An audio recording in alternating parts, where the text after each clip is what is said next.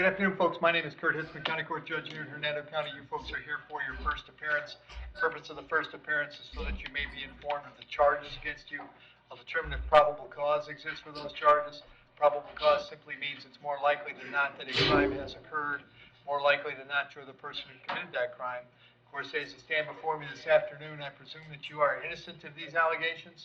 That presumption of innocence will stay with you through every stage of the proceeding, unless and until the state attorney's office is able to prove the allegations against you beyond and to the exclusion of a reasonable doubt. We'll let you know when your next court date will be. If you'd like to have the services of the public defender, I'll gladly appoint the public defender to represent you this afternoon. You have a right to have contact with folks on the outside, family, friends, counsel. Finally, and most importantly, you're advised that you do have an absolute right to remain silent with regard to the facts which surround your arrest. I encourage you to do that. These proceedings are being recorded. In addition, there is an assistant state attorney in the courtroom with me today. If you say something that tends to incriminate you, they will use it against you in the prosecution down the road. And I need each and every one of you there at the jail to please raise your right hands and be sworn. You all solemnly swear or affirm, tell truth, whole truth, nothing but the truth. Outstanding. When you hear your name called, you can step forward to the podium. Terry Davis. Yes, sir. Good afternoon, Terry. What's your date of birth? 7/27/1955. All right, Terry, the charge is battery. There's probable cause for the charge. As to that charge, you're going to represent yourself. You're going to hire private counsel. Would you like the public defender? I'd like a public defender. I'll appoint the public defender, Steve. Only old history from the 90s, drugs and theft. State request no contact. Terry, I got an address for you on Action Street in Brooksville. Is that where you live? That's correct. How long have you been there? Probably about 3 months. All right. And you no longer live with Mr. Weber, right? I haven't lived with him there for a couple of weeks. Okay. Are you working these days? I'm retired. Okay. I'm on disability. Terry, I'm going to set your bond at $10. Condition of the bond, however, is that you'll have no contact with Mr. Weber while the charge is pending. No contact means no contact of any kind. You don't call, you don't write, you don't email, you don't text message. Don't contact him through social media. Don't have a third person contact him. Don't go where he lives. Don't go where he works. You don't have any contact of any kind. Any way that you might imagine having contact with him, I forbid you to do that. If you have contact and we find out about it, your bond can be revoked and you can be held without bond until the charges are resolved. It means no contact even if he wants the contact, so if you answer your phone and hear his voice, you should hang up. If you're out and about and see him, you should turn around and run the other way. You need to understand that he cannot drop the charge against you. That's not a decision he gets to make. He may go to the state attorney's office and ask them to drop the charge, but that decision belongs solely to the assistant state attorney who's handling your case. So unless that person or the judge on your case or your lawyer tells you the charges are dropped, you should assume they are not dropped, and you should not have contact. In addition, I have to hold you this afternoon until 4 p.m. so that if you wanted to serve you with a civil injunction, we'd know where to find you. If you get the civil injunction, it's doubly important you not have contact, because in that case, not only would you get new charges here, but you'd get new charges for violating the injunction. I'm going to have you back in court October 29th. In your case, Terry, very important when you get out that you contact the public defender right away to talk about your case, okay? Yes, can I get an IOR? I can't on a charge like this, Terry. That's why I set it at $10. I think you've got a friend here in the courtroom who probably has $10 and will come bail you out. Somebody can bail me out for $10? Yep, exactly. Okay, I understand that. All right, thank you. Thank you. Shirley Harrington?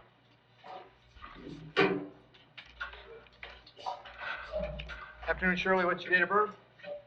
9/4/79.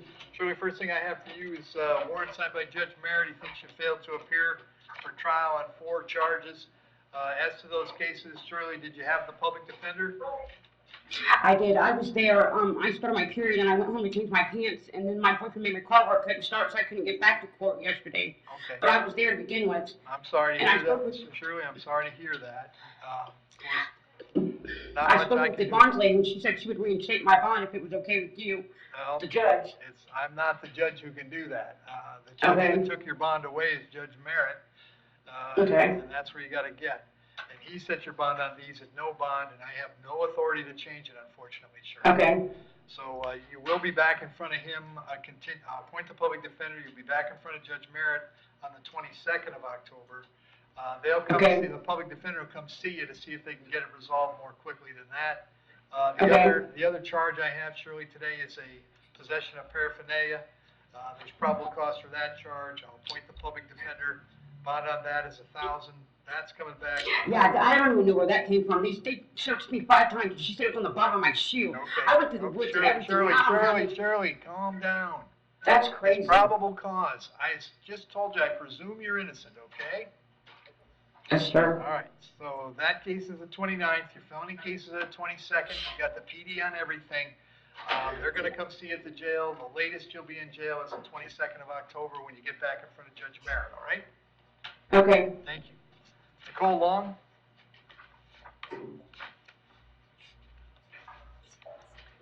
Yes, sir. Nicole, what's your date of birth? 10/9/80. Nicole, you're hearing a warrant that was signed by Judge Heineman. He found probable cause for a petty theft. As to that charge, you want to represent yourself. You're going to hire private counsel. Would you like the public defender? Yes. I'll point the PD, state. History. And Nicole, I have an address for you on C. Holly Drive in Brooksville. Is that where you live? Yes, sir. And are you working these days?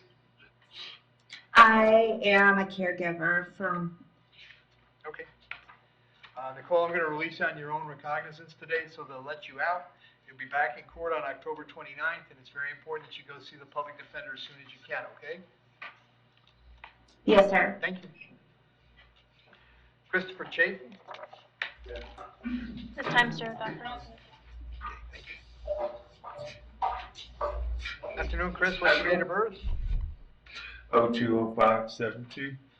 Chris, the charge is driving on a suspended license. If there is probable cause for that, if you'd like to resolve it today, you could plead no contest. If you did that, I would sentence you to time served, and this will be over today.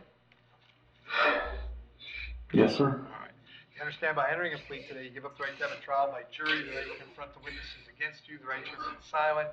You're going to give up those rights so we can take care of this right now. Yes, sir.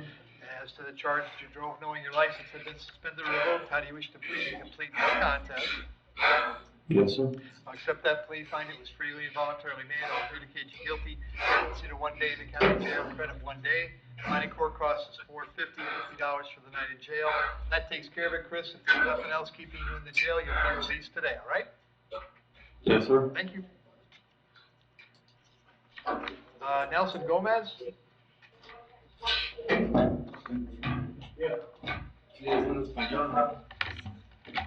Good afternoon, Mr. Gomez. Buenas tardes, señor Gómez. Hola, ¿qué tal? Hi, how you doing? Good. Bien. Sir, what's your date of birth? Señor, ¿cuál es su fecha de nacimiento? 1995. 1995. Do you know the month and the day? ¿Y el mes y la fecha? El 22 de noviembre. November 22nd. You have a charge of operating a motor vehicle with no valid driver's license. Aquí tiene un cargo de conducir un vehículo sin tener licencia válida. There's probable cause for that charge. Sí. Ya. Hay motivo fundado por ese cargo. As to that charge, you're going to represent yourself. You want to hire private counsel? Would you like the public defender? Con respecto a este cargo, usted va a representarse a sí mismo, va a contratar a un abogado por su cuenta o quiere que le nombren un defensor público. Sí puedo poner un abogado. Yes, if I could get an attorney, I'll appoint the public defender. le voy a nombrar un defensor público. State any history. ¿Cómo dice? As an open case in Marion County of the same charge. ¿Hay algún cargo pendiente? Si tiene un cargo pendiente en Marion, condado de Marion, por el mismo cargo. No, nunca me habían parado tampoco. That's fine. No, I've never been stopped for anything, no. I have an address for you in Tampa. Is that where you live? Tengo aquí una dirección que usted vive en Tampa. ¿Ahí es donde vive usted? Sí. Yes. Do you have a job? ¿Usted tiene trabajo? Sí, trabajo. Yes, I work. What do you do? ¿De qué trabaja? Trabajo en la construcción. I work in construction. Set your bond at $500. Le voy a fijar fianza en $500. I'll have you back in court on Ok, October 29th. si yo tengo el dinero lo puedo pagar ahora. Usted va a volver el 29 de octubre. Yeah, I have the money. I can pay that now. Very good. I'll see you in October. Muy bien, entonces nos vemos en octubre para su próxima fecha. Entonces yo puedo pagar la fianza ahora porque yo ando el dinero. Then I can pay the bond now because I have the money. Yep, you'll speak to the folks at the jail about that. Sí, ahí en la cárcel puedo hablar con ellos para pagar esa fianza. Ok, muchas gracias. Okay, thank you so much. Thank you. Gracias. Thank you, Jared. You're welcome. Timothy Stevens? Afternoon, Mr. Yes, Stevens. sir. What's your date of birth? Hello? What's your date of birth? 8/21/78. Sir, you're hearing a warrant signed by Judge Merity, found probable cause for a violation of probation. As to that charge, you're going to represent yourself. You're going to hire private counsel. Would you like the public defender? And I have to have the public defender. Very good. Can I speak for a second? If you wish. What have I been charged with? Because I completed my probation hours, I have $1,200 money owed, but that's not due till 18th. Apparently, you picked up a petty theft charge in Alachua. I don't know anything about it. Okay. Well, you're going to find out. The bond on the warrant is no bond. I can't change that. I'll have you back in front of Judge Merritt on October 22nd. Public defender will come out and see you and explain everything to you, all right? Okay. Thank you. Brent Sirkin?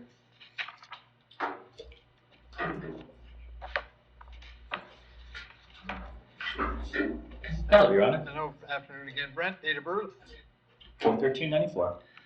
Brent, this is a warrant that was signed by Judge Eineman. He found probable cause for a violation of condition of pretrial release. I think we appointed a public defender for you before, right? Yes, Your Honor. All right. So I'll continue the appointment of the PD. Set the bond on this one at 1,000, and it'll come back October 30th. That's where all your other cases are, all right? Okay, Your Honor. Thank you, Your Honor. You bet. Thanks, Joe.